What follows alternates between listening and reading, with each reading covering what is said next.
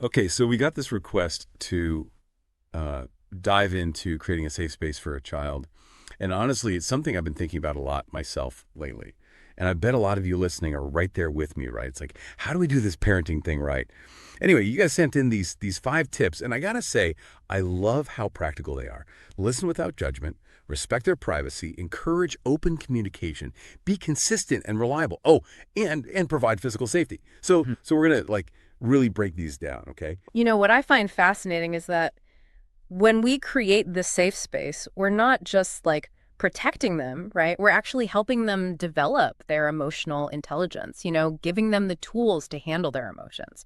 Imagine a child who feels safe enough to express their fears openly. They're learning to understand and manage those big feelings, building resilience for whatever life throws at them down the road. It's true. It's not just about like keeping them safe from scrapes and bruises. It's about giving them the tools to handle the emotional stuff too. And I hmm think that's where this whole listen without judgment thing comes in. But but what does that even really mean? It's got to be more than just, nodding along while they talk, right? Oh, absolutely. It's about going deeper than that, creating an environment where they feel truly heard, truly seen, putting aside our own judgments, our own reactions, and really trying to see the world through their eyes, even if it's tough sometimes. When a child feels heard without judgment, without us freaking out, they're way more likely to open up about those tougher things, the things that are really bugging them.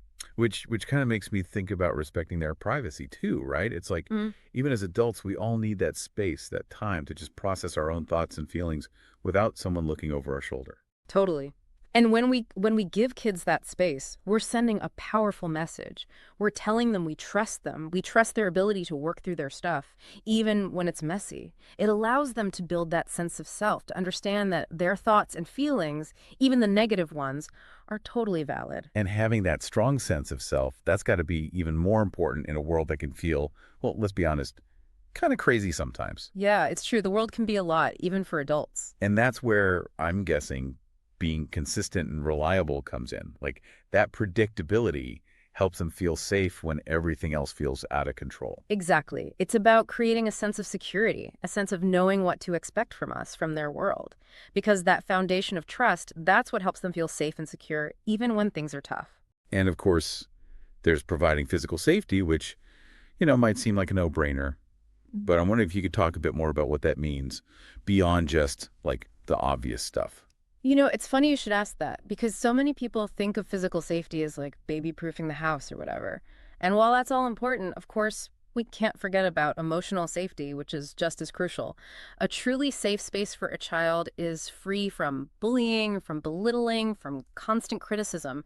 Those things can be just as damaging, sometimes even more so. Yeah, it's about creating a space where they can actually blossom, not just survive. If you're listening to this, chances are you're already thinking about these things, already putting in the effort to create that space for the kids in your life. And that in itself, that says a lot. It does. And, as you continue on this journey, as you learn and grow, I encourage you to take a moment to reflect on your own experiences. Think about your own childhood. What were those safe spaces for you?